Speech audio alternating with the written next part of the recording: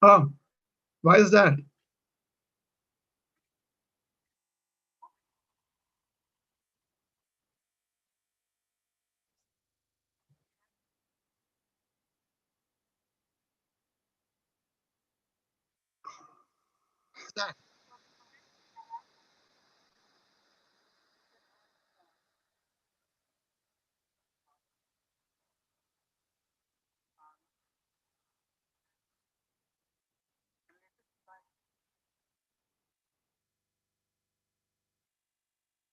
Sounds good to me. Yeah.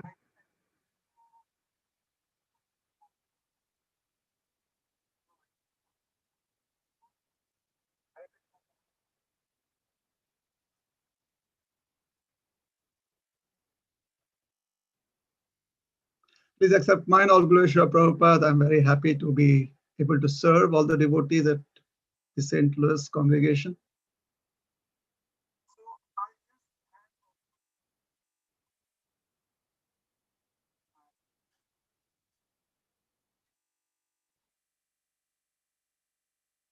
Sure.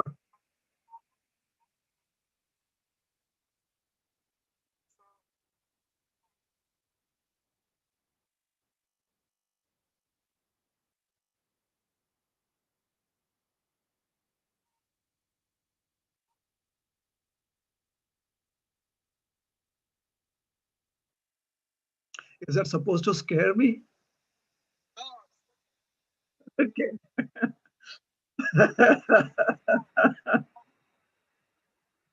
All right.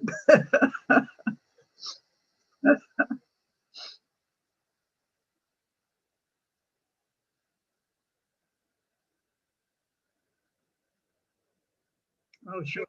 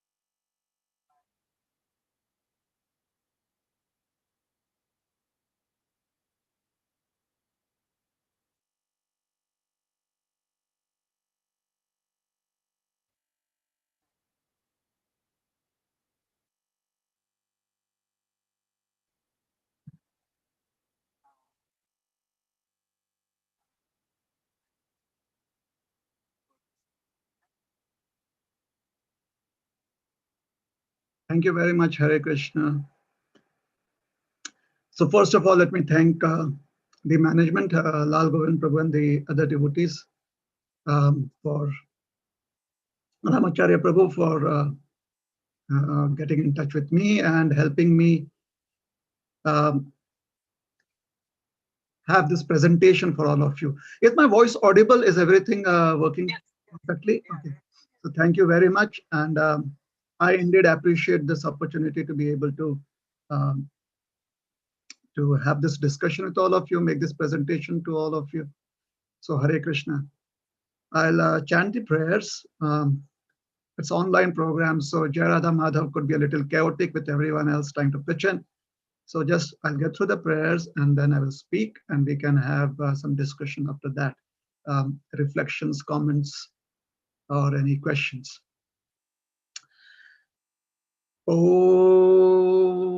Ajnanatimirandhasya Jnananjanashalakaya Chakshurunmilitam Yena Tasmai Shri Gurave Namaha. Shri Chaitanya Manobhishtam Sthapitam Yena Bhutale Swayam Rupa Kada Mahyam Dadati Swapadantikam. Namo Vishnu Padaya Krishna Preshthaya Bhutale Srimate Bhakti Vedanta Swami Niti Namine. Namaste Saraswati Deve Gauravani Pracharine Nirvishesha Shunyavadi Paschatya Deshatari Vancha Kalpatarubhyascha Kripa Sindhubhya cha Patitanam Pavanebhyo Vaishnavebhyo Namo Namaha. Jai Shri Krishna Chaitanya Prabhu Nityananda Shri Advaita Gadadhar Shivashadi Gaura Bhakta Vrinda. Hare Krishna Krishna Krishna Hare Hare Hare Rama Rama Rama Hare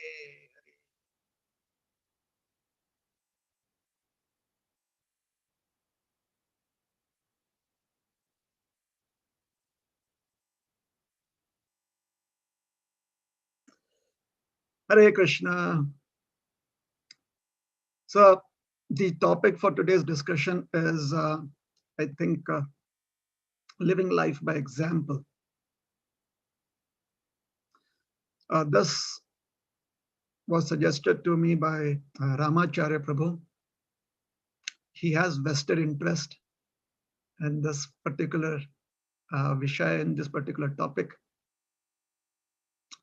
So all glories to Ramacharya Prabhu. I would want to begin by telling you a joke. This is about a little girl having a conversation with her mother. So she is an only child and the mother is in her 40s, so obviously a late childbirth. So her mother is taking care of the laundry.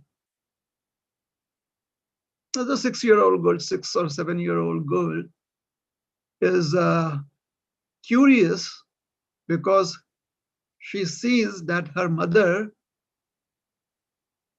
has a few white hair strands on her head. So she has this bunch of black hair and a few strands of white hair. So she asks her mother, why do you have white hair on your head? So the mother, she answers back, well, every time you do something which is not correct, one hair turns white. Some of us can relate to that, right? As parents, maybe we can relate to giving answers like that. So the girl was shocked. For some time, she was quiet and then she said, is that the reason why grandma has all white hair?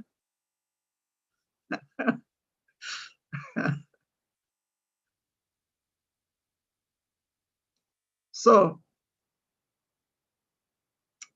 what we do, how we interact, our actions, our words, they all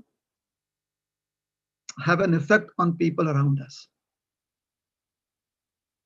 Now, if one wants to live life by example, that's a very tall order. Because trying to be perfect when one is just an infinitesimally small part and parcel of God, is an uphill task. But trying to fit in with the whole is a much easier goal. In Srila Prabhupada's words, what this means is the nature of the part or the constitutional position of a part is to serve the whole. So if we just understand what is a relationship with the Lord, with the other living entities, with material nature, if we try to understand our relationships, we try to understand what our existence is, then it becomes easier to be a part of the whole. It's very easy, or I would not say very easy, but many a times unconsciously, unknowingly, we may have an understanding of our existence, of ourself. Even as followers of philosophy, as because we are infinitesimally small, there is always the possibility that we can have a misunderstanding or misperception of our identity, of our existence. Well, we've heard that we have to be, we've heard that we are spirit souls. I mean, that is why most of us who are on this call here, on the Zoom call, well, we are here because we have heard about the existence of the soul and the difference between the soul and the body. We are aware of that, and we are aware of life's goals also. But as I said, just because we are infinitesimally small and we are in a place which is called as the material world, there is always the possibility that we may have certain misperceptions, specifically about ourselves. And when we have misperceptions about ourselves, then that kind of reflects onto others and towards others too. So, another funny story or a joke would help us understand this. Or let me just quote. This is a quote that I found somewhere. You know how it is possible. There is always the possibility that there is a misunderstanding or a misperception. It may be today, it may be tomorrow, it may be 3 years down the line. It can be repetitive, it can be recurring, it can present itself randomly. Life is, till the time we have this material body, there is always going to be ups and downs. There are going to be upslopes and downslopes. So just existence in this material world makes us liable to have misperceptions. Instructions, understanding, guidance, with all of that, there is still the conception of I assimilating all of that. I assimilating the guidance. I assimilating I living according to my understanding. I assimilating the instructions that are there. I absorbing that. Personally, each one of us. So there is a nice quote which towards this particular, which helps us understand this particular situation. I try to be a nice person, but sometimes my mouth does not cooperate.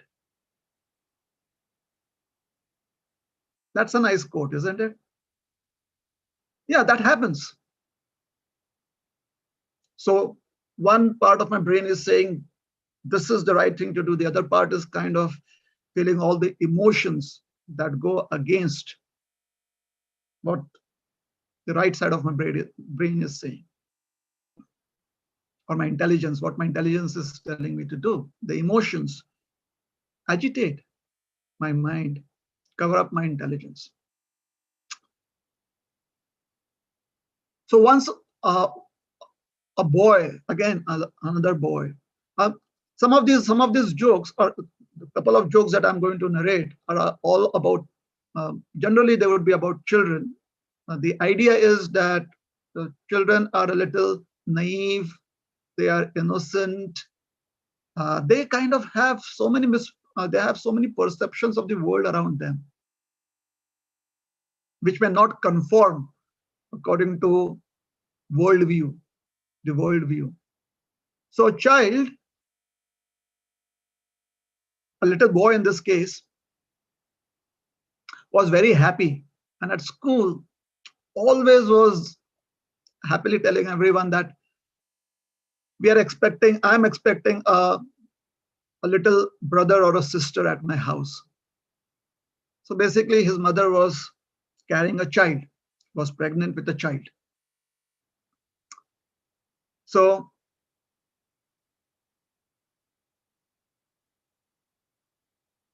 the teacher would ask him, so you're very excited, what is it about? And he would say, oh, I'm just waiting for my little brother or sister to be born. One day, the mother spoke to the child. The child could see that the mother's stomach was growing. So the mother said, do you want to touch my stomach? And the child said, yes. So he touched her stomach, and the baby at that point of time kicked. So the little boy could feel the kick. The boy was shocked. The boy pulled back his hand. He said, what's that? And the mother laughingly said that, oh, he likes you or she likes you. The little one likes you. The boy said, in the stomach? He said, yeah, that's the little one. After that, the child was always quiet. The child was very quiet. Looked to be it seemed that the child was under some kind of stress. The teacher noticed that. The teacher asked the child, what is it? Is everything all right with your mother? Is everything all right with the little baby? The child wouldn't speak up.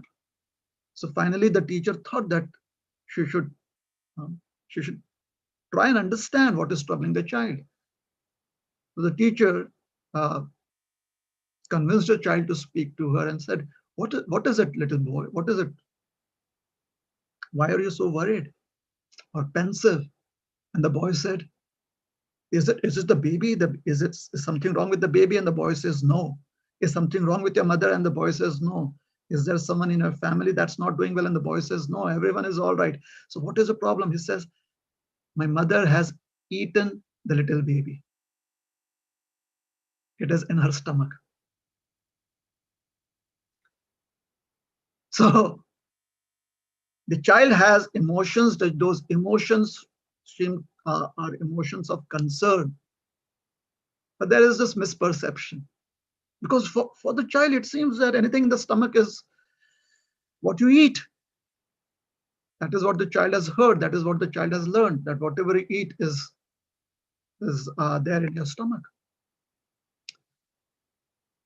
So it is very important that we have the right kind of perceptions. It is very important that we have the right kind of understanding always throughout. I'm so very sorry. I'm trying to just fix this a little bit. Yeah. That is very important, to have the right understanding, the right perception.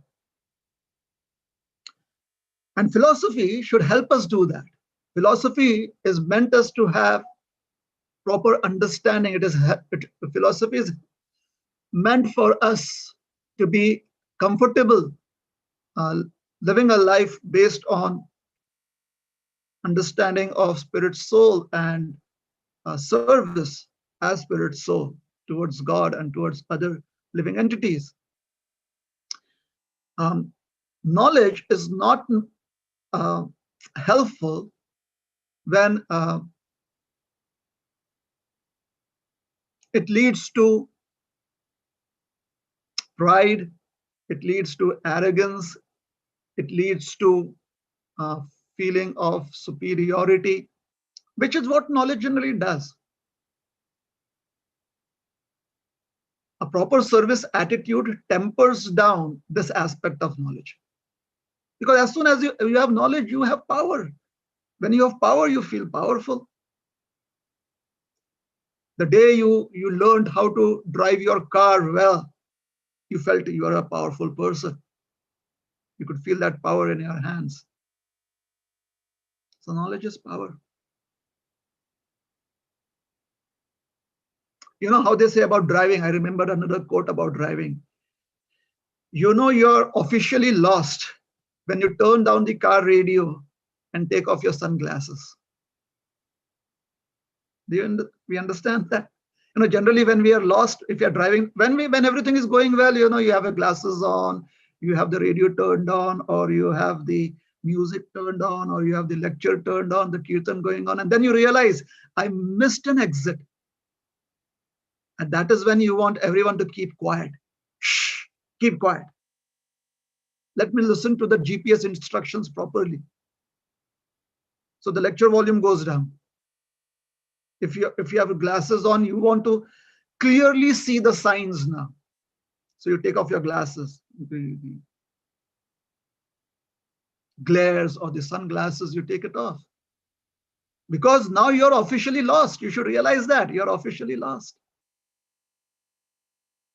So it is very important to know our shortcomings. It is very important to know our weaknesses. And it is a good sign if we are able to accept these as our challenges in life, ready to face them and overcome them. That needs a little amount of humility, a quality that don't sell in the stores. You cannot order humility on Amazon. Please, can you send me a box of humility every day, 1 teaspoonful? Real knowledge, where we are aware of Krishna and Krishna's devotees, especially the advanced souls, the liberated souls. We know them to be more knowledgeable, to have better realizations, brings in humility. If you're traveling in the Rockies, like I used to travel a lot in the Himalayas, and the Himalayas sometimes they are just barren mountains. You are trekking from one place to the other, like you're trekking from, let's say, Joshimath to Kedarnath, or from Badrinath you have to trek to Swargadwar. These are various places in the Himalayas. It's like a day's trek. If you're good, if you have good stamina, you could do it in half a day. But it's an overnight stay. So these are journeys where sometimes you are just the only person in the wilderness. It's like the Wild West. If you're in the Wild West, you realize how small you are, and you realize the vastness of the creation around you. That is reality. That is real knowledge. Real knowledge is reality. It takes just one wrong turn. It takes just missing one exit to be lost. Like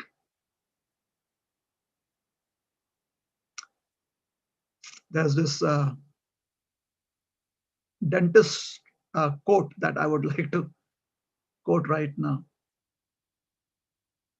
My dentist told me I need a crown. I was like, yeah, now they understand. Crown. So my understanding of a crown is that a king's crown, something on my head, and I feel that that is what I'm worth because of my big ego. It happens. And so when the dentist says that I need a crown, I'm like, this person really knows what I'm worth. This person knows how good I am. Misperception. So reality checks are always important. So I'm not going to go into the details because there are so many seminars and lessons on that, webinars, seminars on that. It's just that we are trying to touch on these topics again so that it becomes fresh in our minds and in our consciousness again. So my dentist told me I need a crown, and I'm like, yeah, I know, right? Yeah. Now you get it. That's who I am.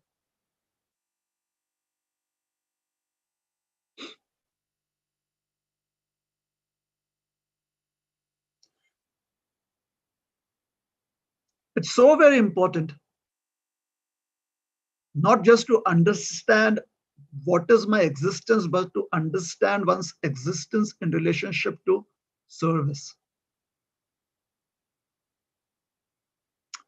Being part and parcel of Krishna, the nature of the living entity is to serve the Lord.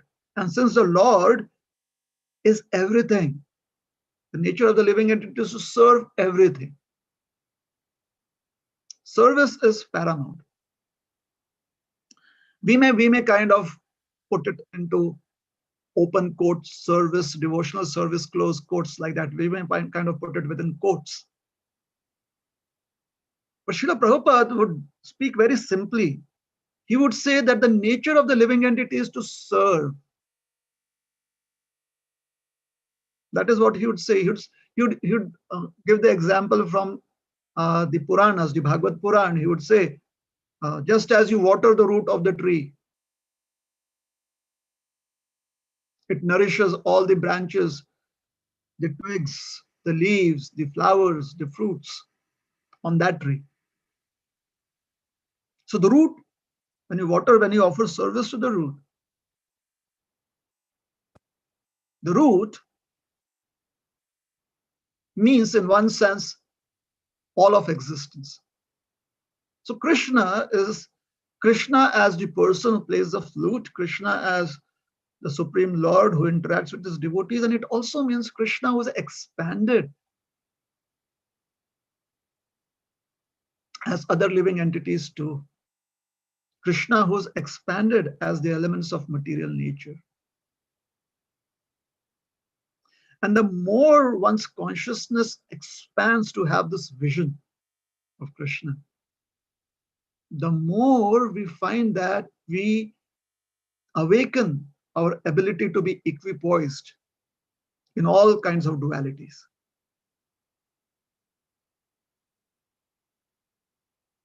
Again, let me go back now. My own personal experience when I would be traveling in the Himalayas. I've traveled to so many places, sometimes alone, sometimes with a few devotees, just 4 or 5 devotees, trekking, like walking kilometers, miles and miles and miles. The only thing that we were sure of is that after a couple of hours, it could be even 3 to 4 hours, if we go on walking, if we don't give up, then we would reach a settlement, we would reach a place. Because these are remote locations in the Himalayas.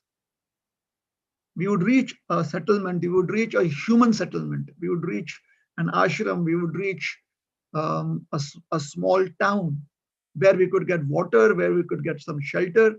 Otherwise, it was just the mountains with the valley down. So the feeling of being lost was all constantly there. Because how much more lost can you get when you're all alone in the mountains?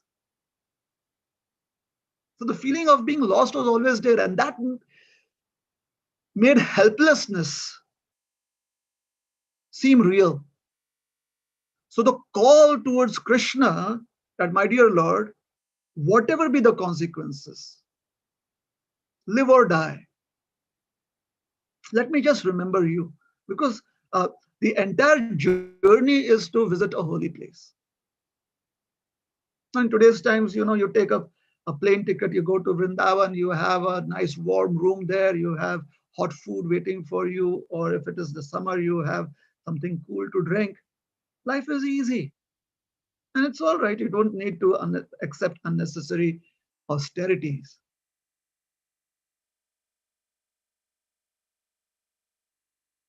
It could make us kind of fall back into a state of slumber. You know what is a state of slumber? When you're asleep, when you feel sleepy, sleep makes you feel very comfortable. It makes you forget all of your challenges, distractions. Sleep does that. Otherwise, sleep is not helpful. So the nature of sleep is that it makes you forget everything. So you feel comfortable with sleep. So when there are material facilities in our life, there are chances that we can go into a state of slumber. We could the fire that had been burning within us towards rendering service, towards being focused on our existence as spirit soul, that could lose its intensity.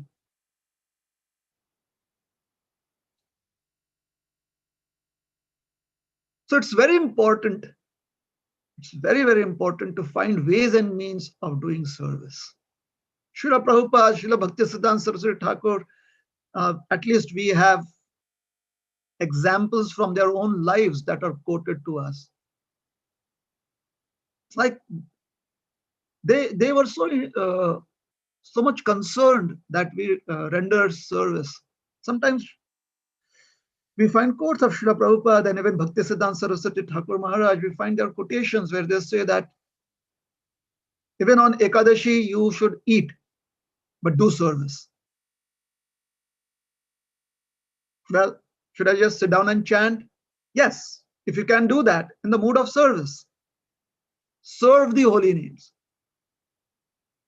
Many times we may want to uh, do that as a sense of achievement. Or let me chant these many rounds, and it's good. There should be a goal in life. However, if the sense of achievement is the only thing that we feel after some intense austerity, the window of opportunity has been lost. What is the window of opportunity? To feel grateful for having been able to render that service. Whether it is of chanting the whole day. And Srila Prabhupada and Bhaktisiddhanta could understand that considering the rajasic nature, the nature of our senses to be so active in the material world, we would rather go out and do service. And if we need the strength for it, then we should eat. We should eat properly on the days of fasting too. What is preferable is you fast, you render service, and feel grateful at the end of it, along with a sense of having, it was a special day, so there was some achievement that one got. And procrastination basically is what brings us into the realm of slumber. Like many times we hear that procrastination is not a good situation to be in. But procrastination actually, uh, in reality, we seem to be quite okay with it. When there's no one else around us, when we are all alone, procrastination seems to be okay. Because why? Because it always gives you a goal for tomorrow and nothing to do for today. That's what procrastination is about. I'll do this tomorrow, so you have something to do tomorrow. Like, wow, I have goals for tomorrow, and for today, nothing to do. So life is going well. Everything is all right. So there is a story. This is a folk story. It is just something that has been going around for a long time. If we look for a reference for it in the scriptures, in the Puranas, we may not find it. But it's a popular story, a folk story. It's about a Lord and a devotee of the Lord. So the Lord and his devotee are passing down a street. And there they're just walking down a street.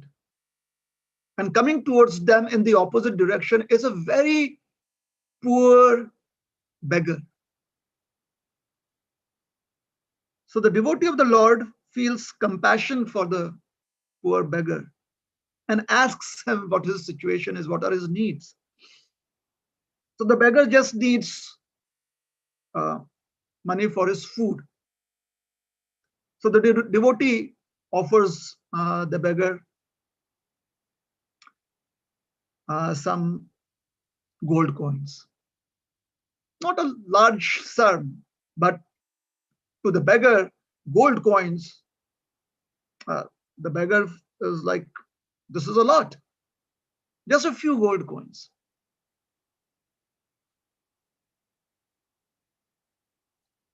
So the beggar is feeling very relieved, and the devotee feels very happy, and the Lord smiles.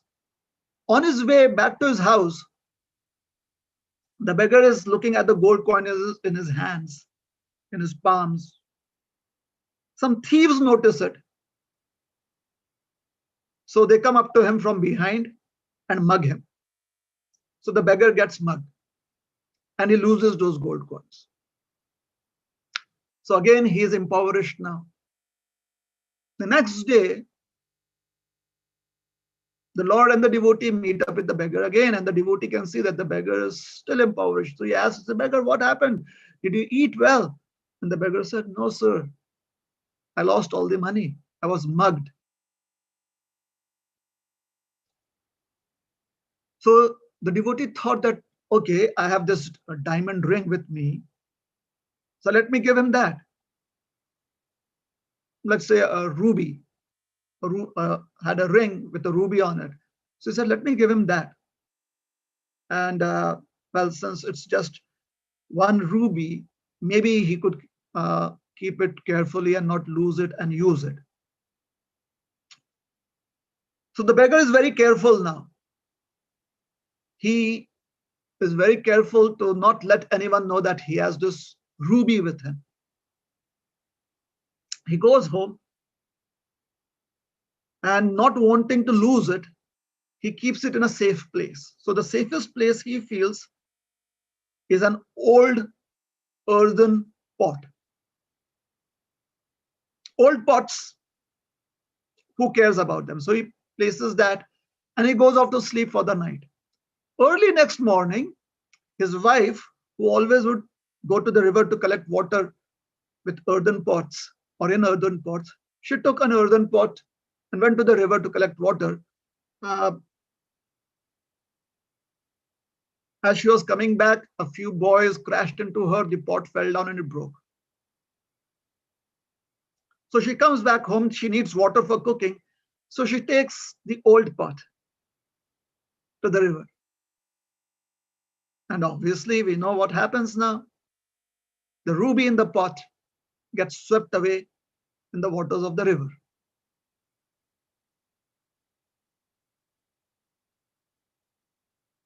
So that day again, the Lord and the devotee meet the beggar.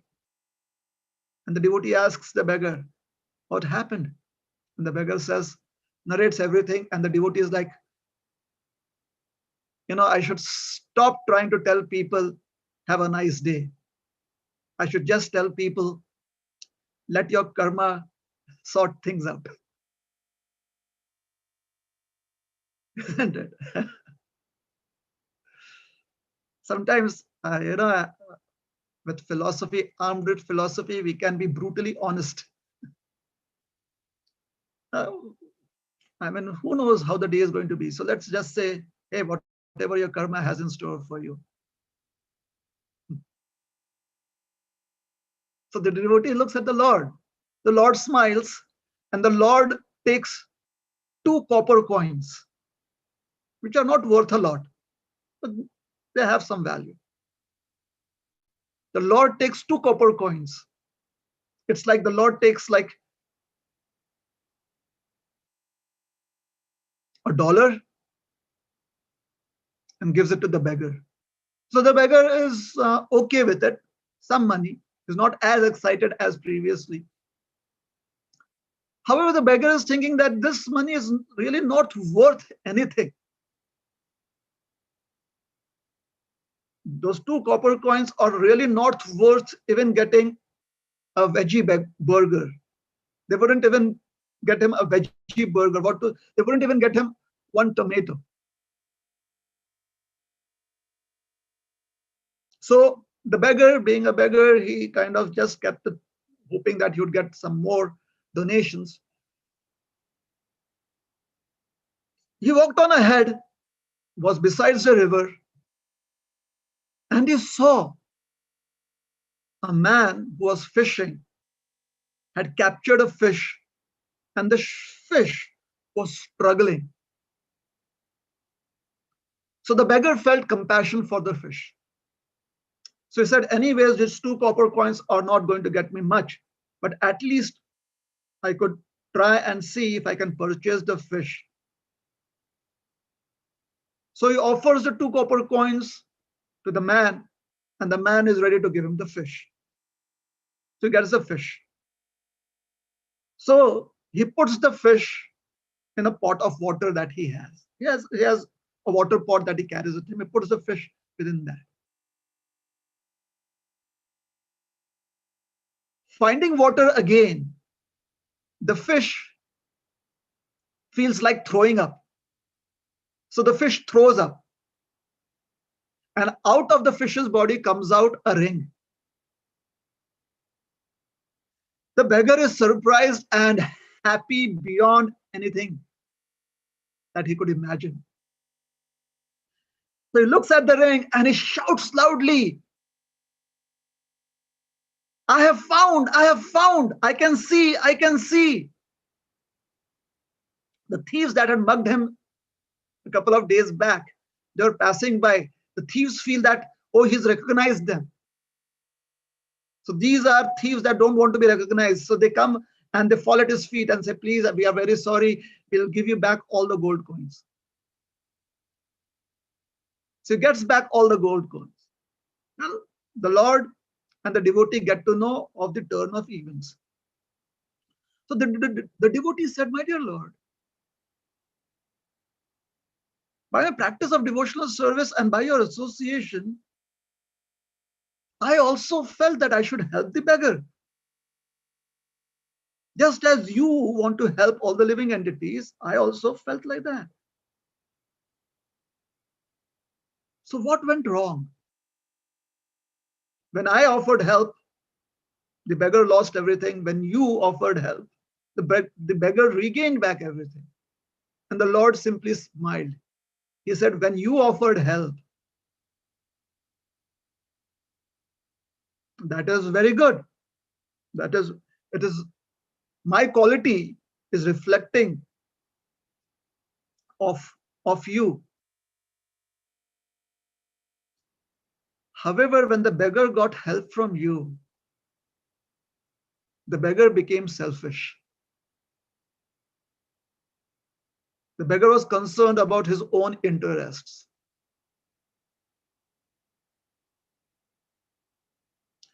When I offered the beggar help, the beggar's instincts of seeing others' needs were still intact. Because the misperception that is born out of selfishness did not arise within him. And when he tried to help someone else, things happened. When he tried to be selfish, those are the kind of energies that got attracted to him. So when we speak of wanting to live by example, it has to do with the modalities, that it has to do with certain do's and don'ts.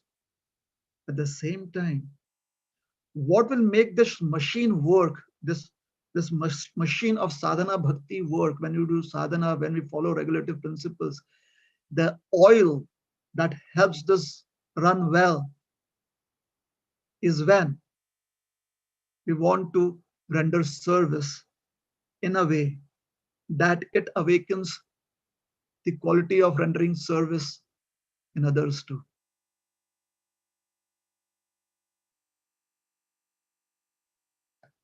Another funny story before, um, I would like to narrate something from Lord Chaitanya's pastimes.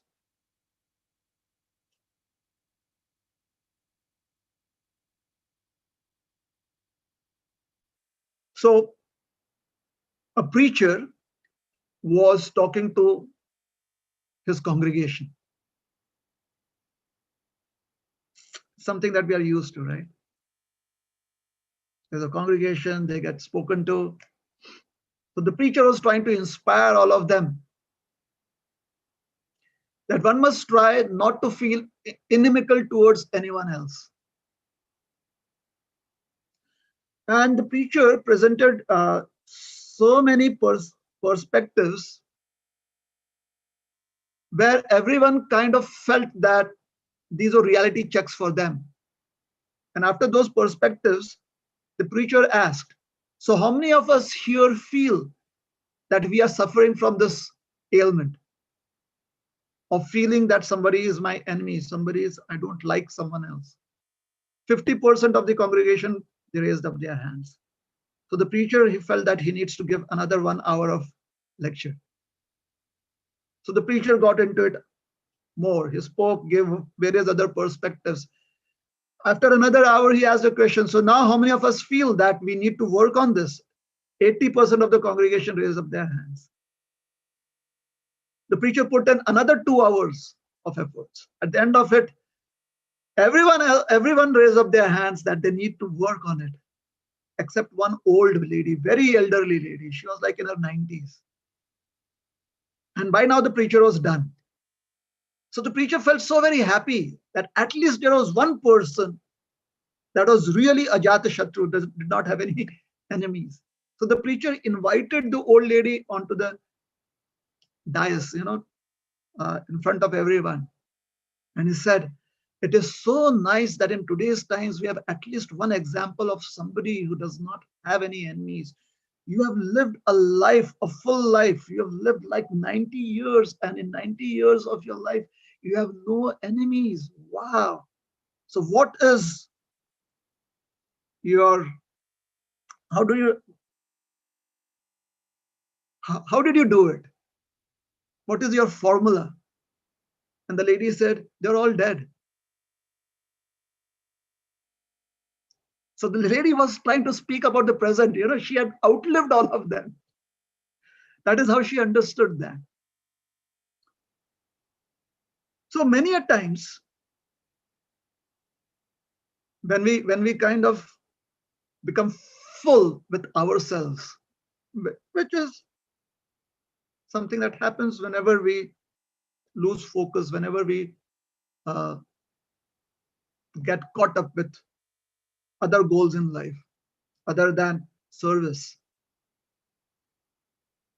It happens. Then the only reason we feel that we are doing well is because we have outlived others. Oh, that devotee is no longer there.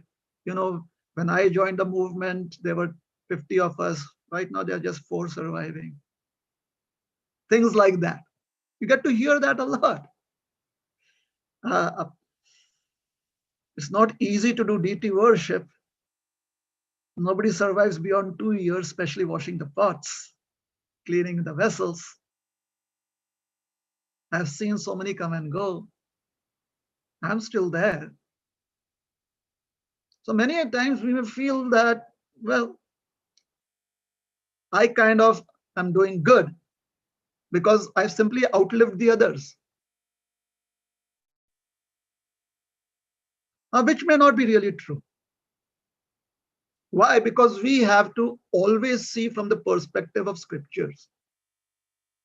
Our realizations always have to be seen through the lens of the scriptures, and not just those part of the scriptures that we like.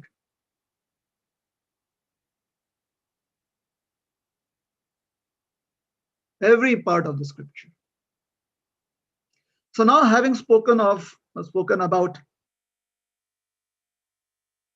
what should be our focus in life, what are the distractions, how do we live our life such that it is an example, at least for ourselves. Every day when I look into the mirror, I feel happy with the person that I see in the mirror. I feel comfortable with the person that I see in the mirror. Not that I feel I feel pride about my achievements, but I feel that, yeah, this is a nice person. This is a person that is focused on service. So an example for oneself and maybe few others too. So there are two pastimes from Lord Chaitanya's life that I would narrate. And I would leave this open-ended. I'm not going to give any conclusions or directives, or I don't feel that I have the ability to do that.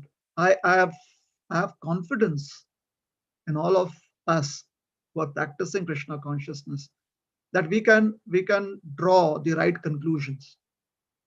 We come to the river is flowing, everyone sees the river. If we don't see the river, there's somebody who points out the river to us or points out the well to us. So the person who points out the well to us is just pointing out the well to us. The water that we withdraw from the well or the water that we collect from the river is our own achievement. That is what we have to do. It's not that uh, somebody tells us this is the amount of water that you should be drawing from the river or the well. And those are, I mean, with Google here, those days are gone. You can find everything on Google search. So I'll kind of leave it open-ended, and I feel that these pastimes are very inspiring personally. There are just two pastimes that I would like to narrate. One is when Lord Chaitanya, actually both of these pastimes are when Lord Chaitanya after he has taken sannyas and he has gone to Jagannath Puri. The first pastime is interesting. It's about the Lord being visited by one of his spiritual master's god brothers. So Lord Chaitanya's spiritual master is Ramachandra Puri. Sorry, Ishwara Puri. Lord Chaitanya's spiritual master is Ishwara Puri, and Ishwara Puri's god brother is Ramachandra Puri. Ramachandra Puri comes to visit Lord Chaitanya in Jagannath Puri. So please don't get confused with the Puri thing. Jagannath Puri is a place. Ramachandra Puri is a person. Lord Chaitanya is the spiritual nephew, you can say nephew disciple of Ramachandra Puri. Or he is the spiritual uncle in one sense. I mean, just because he's related to Ishwara Puri. So he comes visiting. Now Ramachandra Puri, he has a lot of interest in his own practices and specifically the practices of others. He was very much interested in doing data mining in those days. Gather data. Which devotee is doing what, how much are they eating, how much are they chanting, when do they sleep, where do they go, whom do they meet, what do they talk. He's like, every time he meets someone, he feels that I should get all information and I should kind of counsel people. So he started trying to get data about Lord Chaitanya. And his typical way of trying to counsel people was to try to try to point out where they were lacking. And most of the times he would be very critical about it. With Lord Chaitanya, he did not find any lackings. That kind of made him a little agitated. One day, he heard about Lord Chaitanya accepting invites from other devotees, and the devotees told the general news was that Lord Chaitanya would just eat what was needed, even though a lot was offered to him. The devotees would offer him sweets too. So somehow or the other, Ramachandra Puri lashed onto that point and he said, "Oh, it is not good for a sannyasi to be eating sweets, too many sweets." Something he needed to. He felt he should be counseling Lord Chaitanya, but as of yet, he did not bring it up front to Lord Chaitanya. Till one day, when he came to Gundicha, Lord Chaitanya's residence. Now, in those days, today, when you go to Gundicha, there's a nice floor to it. It's like a small room and this huge bungalow and this huge house. In those days, it was just mud floor, earth with mud walls, a small room. And it was not that because people were poor, because cement was not heard of, tiles wasn't necessary, mud, earth in various forms was very helpful, even from the point of view of good health.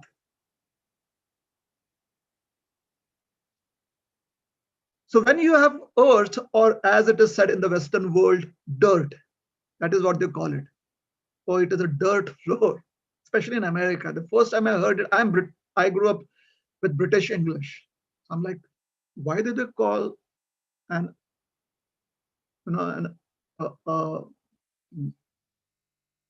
what we would say as mud? Why would they call it as dirt? Because for us, dirt would be dirty. British English. So, anyways, mud floors. So with mud, when you have mud establishments that have the earth as its cementing substance, that also becomes the homes to a lot of creepy crawlies, insects, ants. So Ramachandra Puri comes to visit Lord Chaitanya at Gundicha, and there he sees ants, and he says, "Oh, ants in a sannyasi's room. There must be sweet crumbs that have fallen here." So in seclusion, he eats sweets. And he became critical on this premise directly on Lord Chaitanya's face. So Lord Gauranga, he accepted that humbly. And the next day, he told his servant that please send out the message that I will be accepting their invitation for prasad, but now I'll be eating half of whatever was being offered to me. I'll just be accepting half of it. So previously, they would offer him a pot of Lord Jagannath's prasad. They would buy the pot from Anand Bazaar, from the temple. And Lord Chaitanya had a fixed price that they could only buy pots of certain sizes, which would cost only so much. So that was all he was very regulated. So now he would accept only 1/4 of a pot. All the devotees who loved Lord Chaitanya and who wanted to feed him, because you know how it is when you love someone, you want to feed them. Their hearts simply sunk. News traveled around. The devotees were unhappy with how Ramachandra Puri had been critical of Lord Gauranga, and they said, well, they understood that what he was speaking was from the scriptures, but the way it was being presented was unwarranted. It wasn't really needed.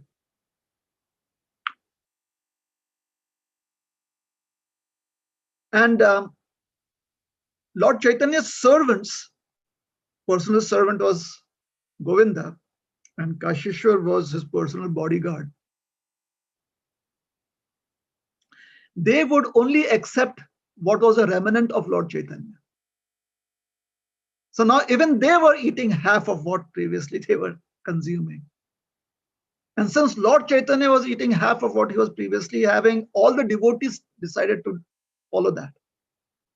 So the news spread, and Ramachandra Puri came to hear of it. So he went up to Lord Chaitanya and he said, will you see, a sannyasi should be very, very strict in one's habits. At the same time, if you give trouble to the body, that is not very healthy for self-realization. So you should eat as much as is whatever is needed. Don't try to follow fake renunciation. So now he goes up to Lord Chaitanya and he tries to explain to him that why he should not try to fall into the trap of artificial renunciation. Lord Chaitanya, with folded hands, he simply says, you are a teacher, I am just a child, a student, and I'm so very thankful to you that you're giving me good instructions. Ramachandra Puri says, it's all right, and he leaves. After a few days, Ramachandra Puri leaves Jagannath Puri, and all the devotees heave a sigh of relief, and everything goes back to normal. So here is Lord Chaitanya trying to live by example. He thought that that is actually what also happened was before Ramachandra Puri's second visit to Lord Chaitanya, where he spoke about artificial renunciation. Some of the elderly devotees, like Paramananda Puri, who is also a god brother of Ramachandra Puri, he visited Lord Chaitanya and he said, try not to be affected by what my god brother Ramachandra Puri speaks, because I know about him. His nature is that he is critical of other people's activities, their habits. And if there is nothing to be critical about, then he tries to find a way how he could create a weakness in them. And Paramananda Puri says that Ramachandra Puri would feed a person. You'd invite a person and feed that person. And when the person was full and would say no, then Ramachandra Puri would still feed him more. And wanting to satisfy the host, when the person would eat much more than what was comfortable, Ramachandra Puri would then criticize, just see how much this person eats, and advise him and counsel that person that you should be very strict in your principles. So he said that, please don't be affected by what Ramachandra Puri speaks. And Lord Chaitanya said, no, I'm thankful to you that you are concerned about me. However, I feel that Ramachandra Puri is my well-wisher. How can it be wrong for a sannyasi, for a practitioner, for somebody who has accepted regulative principles in their life? How can it be wrong when they're reminded of those principles? So a reminder of those principles is all right. That is all. That is how I looked at it.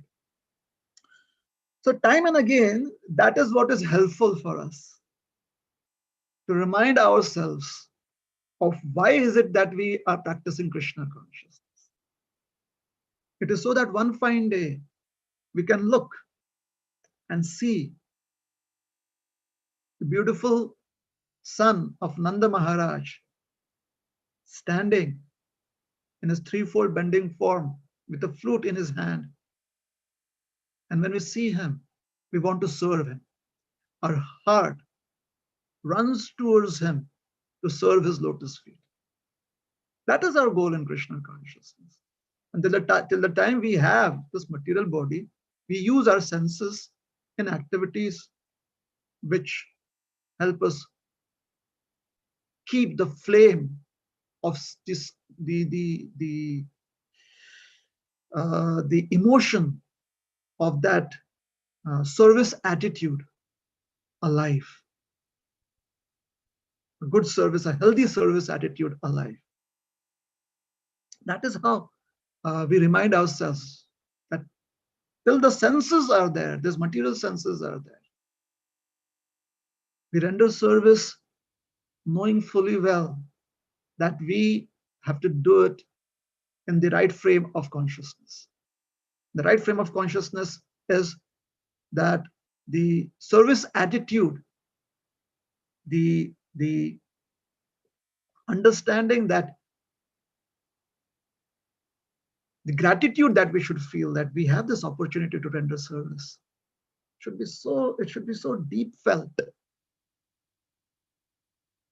that that flame should stay alive constantly. And then finally at the end of life, when we are ready to give up this mortal frame once and for all, we look forward to seeing the beautiful Lord and all his devotees and the spiritual master. And as soon as we see the beautiful form of the Lord, whatever may be our eternal service, that it is like an ocean that bursts out of our hearts. So that is the goal in Krishna consciousness. So Lord Chaitanya, he explained that as a practitioner, as a follower, as somebody who follows practicing regulative principles, one should live life based on scriptures. One should try to reflect on our realizations through the lens of the scriptures, through the lens of the teachings of great souls. Another incident from the Chaitanya Charitamrita is about Lord Chaitanya when he wanted to see Lord Jagannath.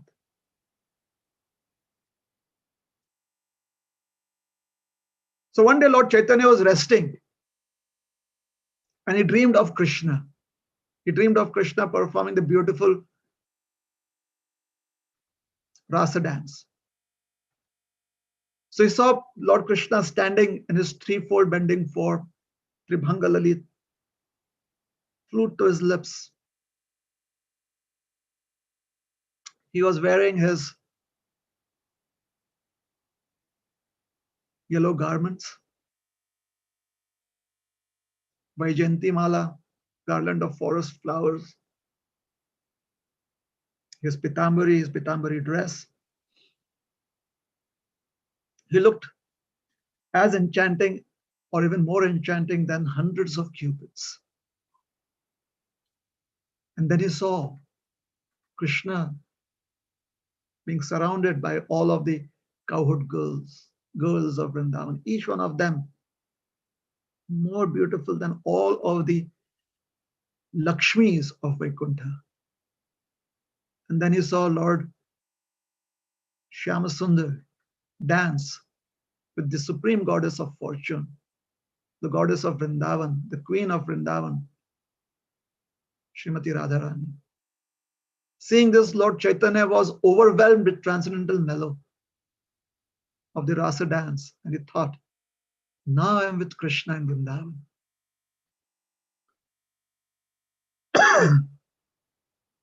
It was time for Lord Chaitanya to wake up, get up. He was still lying down.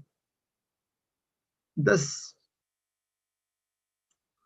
wasn't a regular thing. Govinda, his servant,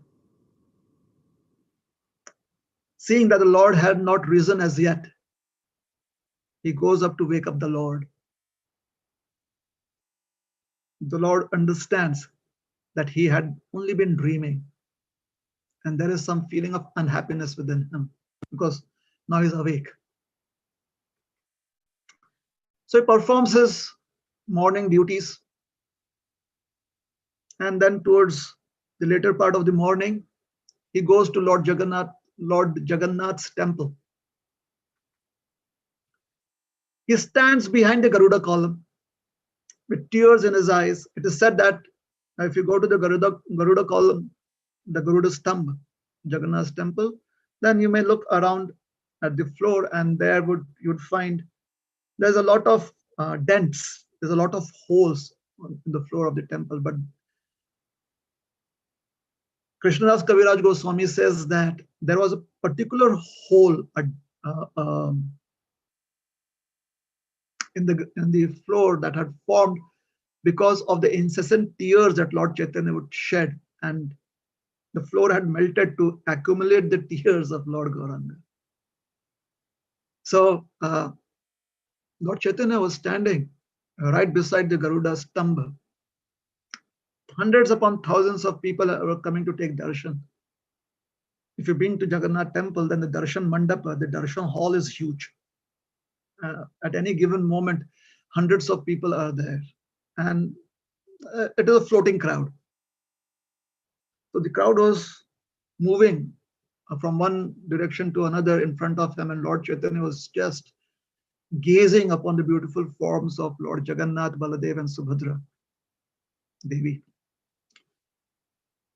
Suddenly, an Uriya woman, a little elderly, old, skinny Uriya woman. If you've been to Orissa, the people there are quite short, and they're small in their height.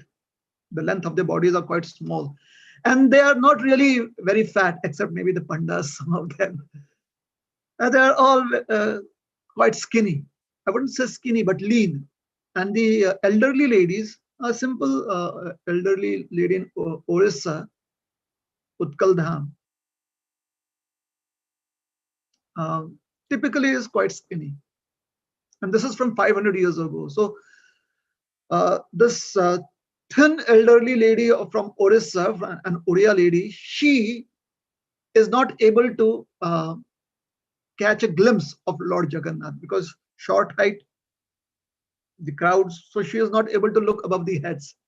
So in her eagerness, unable to see Lord Jagannath, she climbed the column of Garuda, she climbed the Garuda Stambha with her feet on the Garuda Stambha, and to get a grip or to get a foothold, she places one of her foot on Lord Chaitanya's shoulder.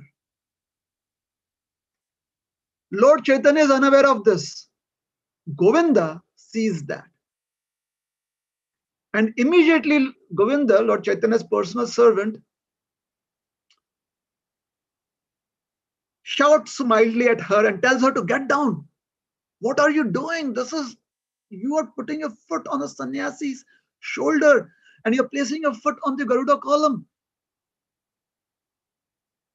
When Govinda starts mildly chastising her or scolding her mildly, in a slightly raised voice, Lord Chaitanya's meditation is broken. So he looks at Govinda, and Lord Chaitanya chastises him. Lord Chaitanya calls Govinda an uncivilized man. He says, do not forbid this woman to climb the Garuda Stambha. Let her see Lord Jagannath to her satisfaction. The old lady by now had come to her senses. She quickly climbed back down to the ground, and seeing Lord Chaitanya Mahaprabhu, immediately begged forgiveness at his lotus feet. Lord Chaitanya, Krishnadas Kaviraj Goswami says, the Bengali is beautiful, and I'll just chant the Bengali verse. Tara arti dekhi Prabhu kohita lagila, Ato arti Jagannatha more nahi dila. Lord Chaitanya is in this mood of reflection. Lord Chaitanya, seeing the eagerness of the old lady, he says, "Oh Jagannath, why have you not bestowed so much eagerness upon me?" Jagannathe avishta ihara tanu mana prane moras kandhe pad diya che taho nahi jane. She has fully absorbed her body, mind, and life in Lord Jagannath. Therefore, she was unaware that she was putting her foot on my shoulder. Aho bhagyavati bandi ihara paya ihara prasade aiche arti amar bahoya. Alas, how fortunate this woman is. I pray at her feet that she favor me with her eagerness to see Lord Jagannath. During the early morning, Lord Chaitanya had been envisioning the beautiful rasa dance. And then he had been broken out of that state of dream. So he was feeling a little unhappy that he could not see Nanda Nandan in person. He could not see the form of the Lord in person. So, wanting to see Krishna, his eyes were constantly searching for Krishna.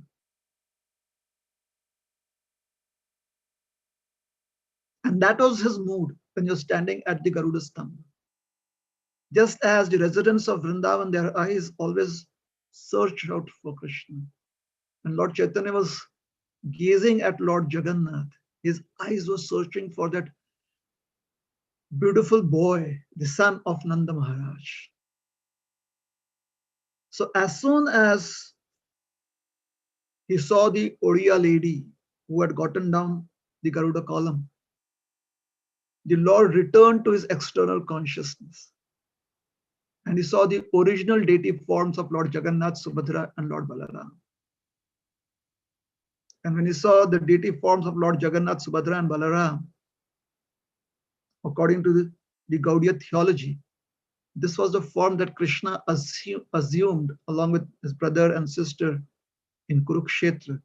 And therefore, the gopis within their minds wanted to bring him back from Kurukshetra to Vrindavan. As soon as he saw the forms of Lord Jagannath, Baladev, and Subhadra in his external consciousness, Lord Chaitanya thought that he had come to Kurukshetra. So since the time he was seeing the beautiful rasa dance, and throughout the morning when his eyes were searching for Krishna, he was looking out for the son of Nanda Maharaj, Shyama Sundar, Krishna and Vrindavan. And when he saw Lord Jagannath, Lord Chaitanya in his internal mood, he started wondering, have I come to Kurukshetra? Where is Vrindavan? And just as a person who has lost a very precious jewel recently and becomes agitated because of that loss, Lord Chaitanya similarly grew very agitated and he became a little morose and returned home. He sat down on the ground and started marking the ground with his fingernails as if etching out Krishna's name or form.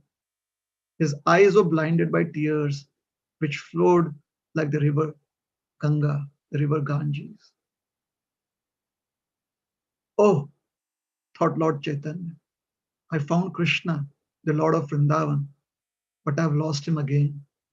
Who has taken my Krishna? Where have I come? What is this place? And Lord Chaitanya went into his internal mood. So here we see that Lord Chaitanya the Supreme Lord has appeared to taste the mood of a devotee and also through his very life help us understand the various transitions that a practitioner goes through. So with Ramachandra Puri, Lord Chaitanya's interaction was to help us understand how to follow a life of regulative principles. And in this particular example, we see, especially with the Oriya lady, where he is hankering and wishing that he had the same kind of eagerness as this lady had for um, seeing Lord Jagannath. So that spontaneity, that spontaneous attraction for Krishna is the quality of a devotee who has fully awakened one's desire to serve Krishna without interruption and without motivation. Ahaituki apratihata. And when that reawakens fully, that is what makes the living entity happy. And that is why this is called as the topmost religion or the only dharma, the topmost uh, state of existence or the real state of existence of all the living entities. Savai pungsang paro dharmo yato bhakti radhokshaje ahaitukya pratihata ye atma suprasidati. The topmost religion is one which brings us to the state of uninterrupted, unmotivated service unto the Supreme Lord, Sri Krishna. So we'll stop here. Thank you very much.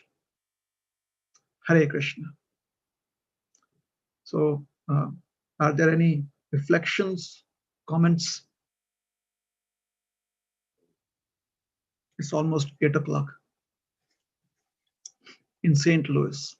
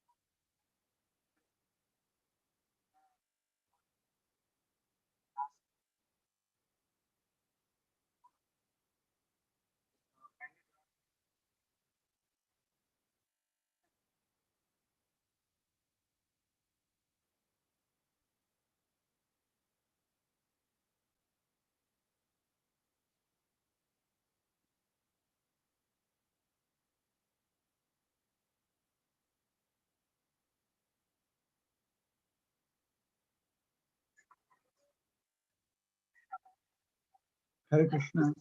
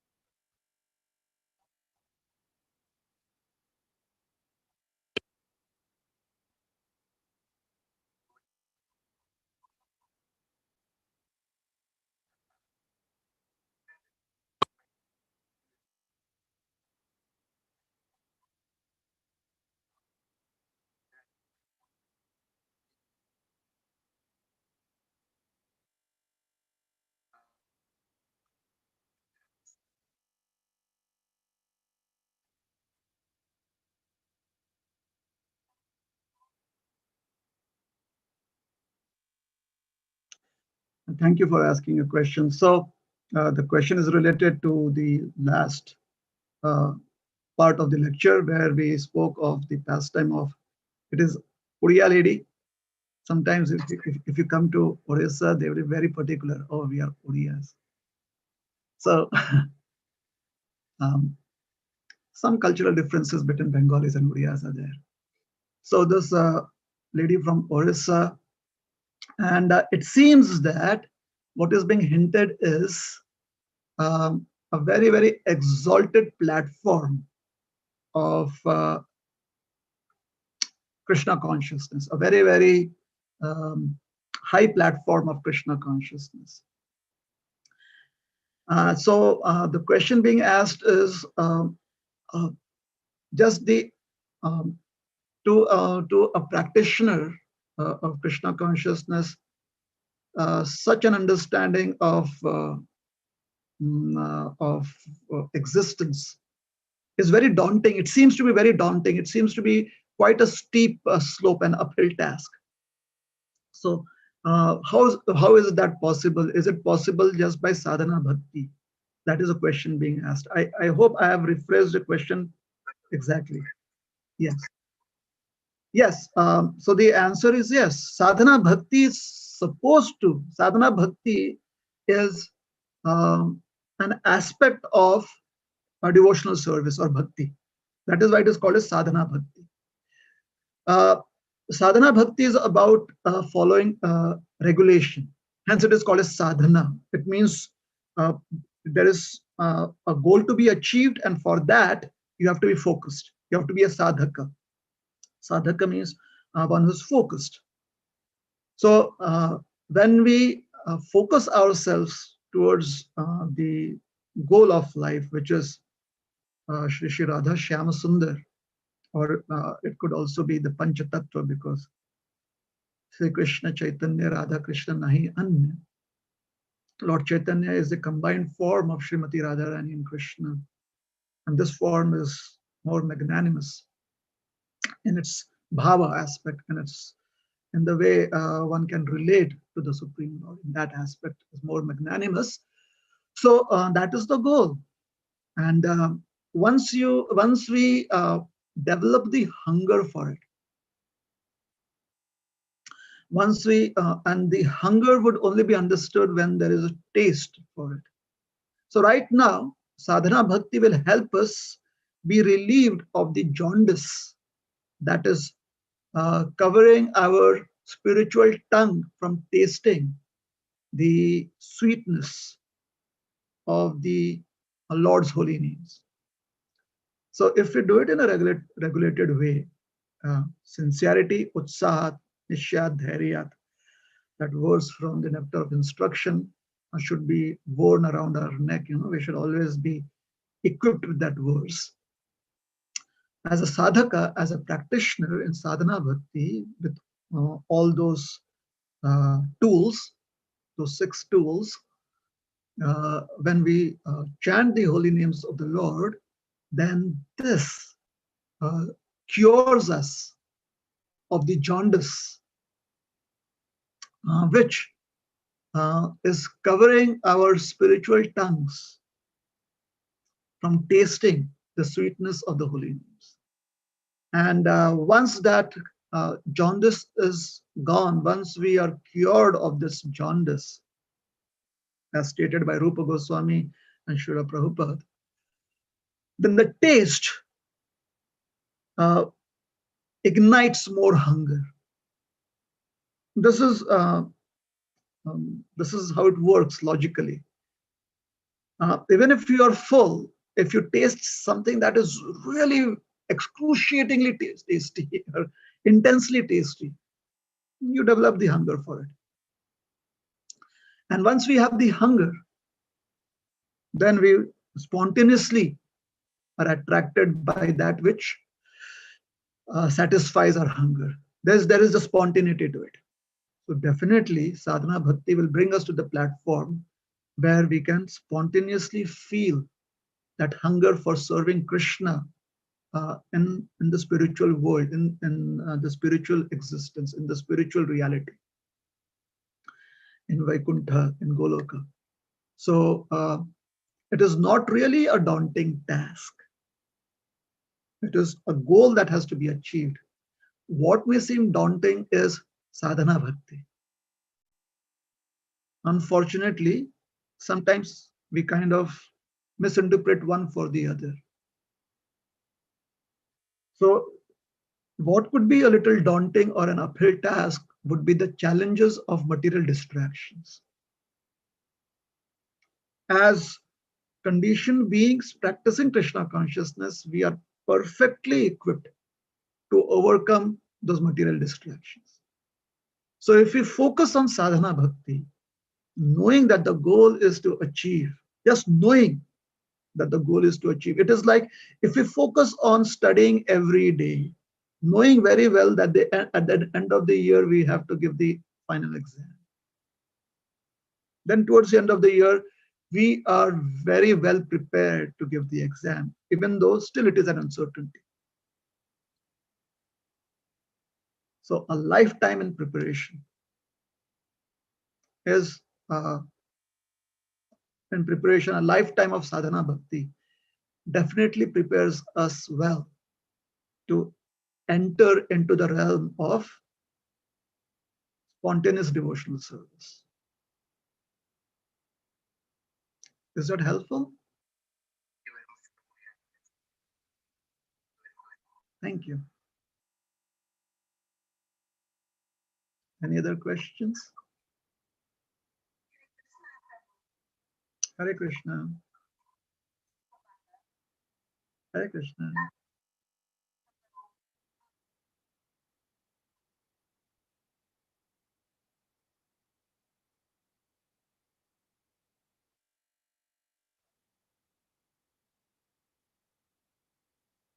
Okay.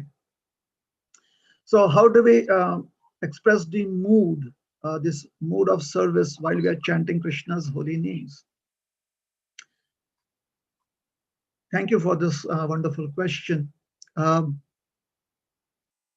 Prabhupada, uh, he answered this question in a very simple way.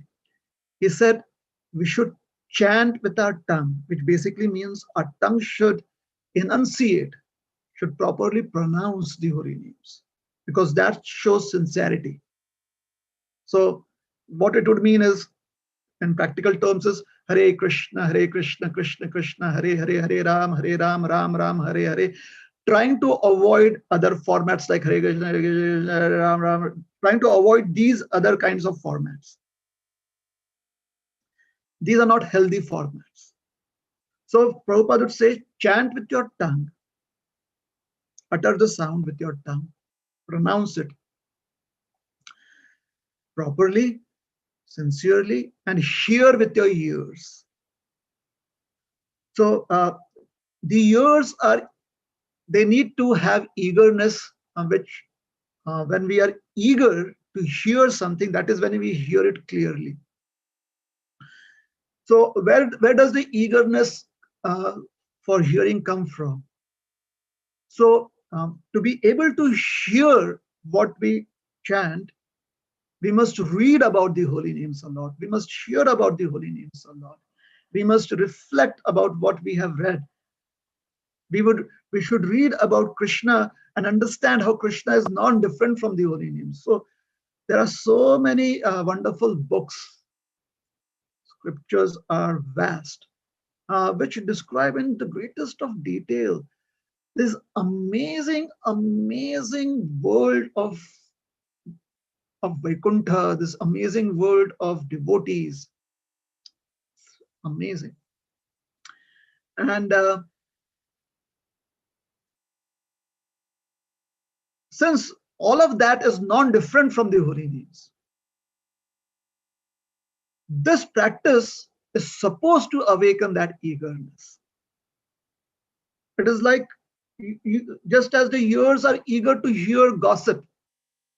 So this gossip about the gossip that is there in the scriptures, the kind of gossip or the kind of talk that is there in the scriptures, if that becomes very interesting by constant reading, by delving into it, then the ears are eager to hear the holy names. So we chant with the tongues, we hear with the ears, and we allow the holy names to enter our heart, our consciousness. This is the mode in which we chant the holy names. And Prabhupada would advise us that we should try to chant uh, in this uh, helpless mood of a child crying out for its mother. So when we hear about the glories of Krishna and we understand, we hear and read about the glories of the holy names, and we understand it's not different, and we realize that hearing these holy names are important. Just as a child is eager to hear the voice of its mother, or hear somebody give some information about its mother. Similarly, we need to find a way to cultivate that kind of intensity to hear the holy names. So through scriptures, through a regular reading of the scriptures at other times, other than uh, chanting our regulated number of rounds, um, through rendering the rendering services um, with respect to the other limbs of devotional service. So there are 9 limbs of devotional service. So rendering service with respect to the other limbs of devotional service.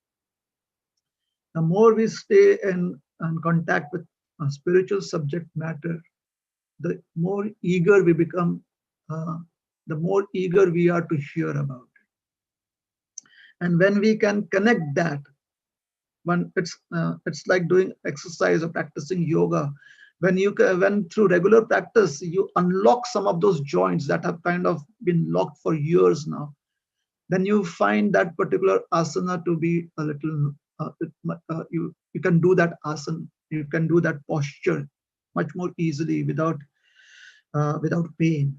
So when we unlock all those joints that have been kind of locked closed through this yoga practice, through this practice of chanting the holy names. This is one of the asanas. We can consider this to be one of the asana, the posture of bhakti yoga. Chanting, here, uttering the sound with our tongue and hearing with our ears. It will unlock all those energy, plexuses. It will unlock that so that it is not painful anymore. So right now it is theoretical.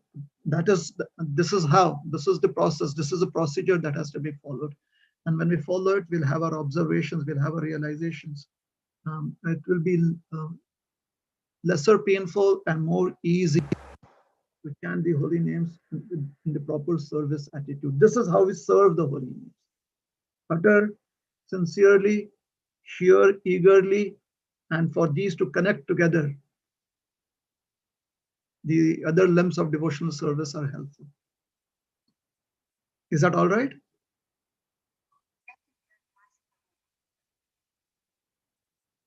Thank you. So is that all, Ramacharya Prabhu? I think you're moderating this.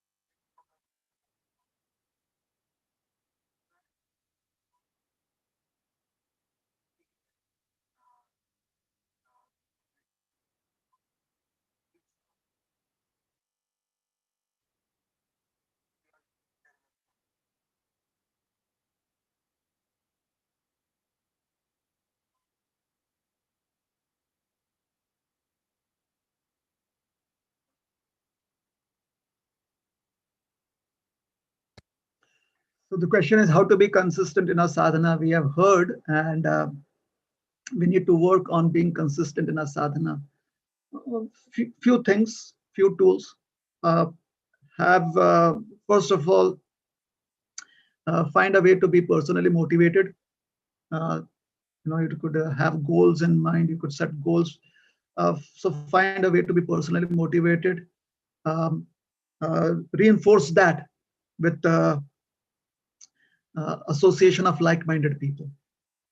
So if you find a few other people who also are wanting to be consistent, and there is some kind of plan, you kind of come up with some ideas where everyone can work together. So that is very helpful. So first is personal motivation. Second is uh, uh, association of like-minded people. Then third is find a way to receive feedback. It could be uh, feedback that you give yourself personally, and it can also be peer feedback, and it can be feedback from guides, personal guides, people that uh, can be who could be your mentors. So have a process by which you could receive feedback. Uh, all three kinds are helpful. If you have all three, it is very wholesome. Personal feedback, because generally when we offer ourselves personally feedback, we are on the harsher side, and this gets complemented by or balanced by peer feedback and feedback by our peers, and also by our mentors. And uh, once you have had that, feel happy and grateful with your achievements. Offer a prayer, a sincere prayer of thanks. So these tools, I think, are helpful in being consistent. Is that all right?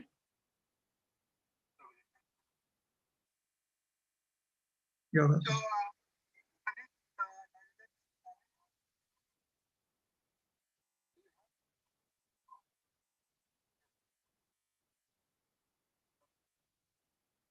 Hare Krishna. Yes. I'm good. Happy to see you.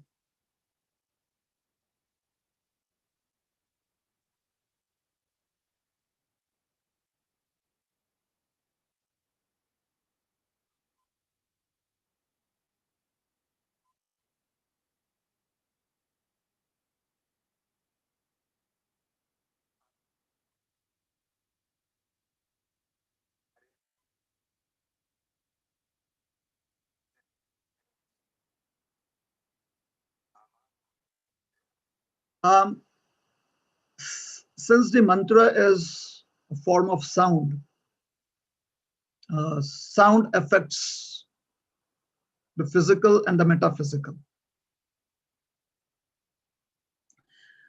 At the same time, as students of science, we also know that sound only affects when it is at a particular frequency. So rather than be picky about whether it is Rama or Ram, we should be trying to focus on how we can create a proper frequency. Let us think that we are like the tuning fork, which has to vibrate at a particular frequency, that we achieve the result, the desired result. So since our desired result is wanting to serve Krishna, Krishna by nature is bhavagrahi. Yes. So bhavagrahi means even if there are some shortcomings, if the tuning fork is vibrating sincerely, then those vibrations are accepted by Krishna. If the goal is something else other than Krishna, then it would be important that uh, how you pronounce the sound. Is it all right? Hare Krishna. Done.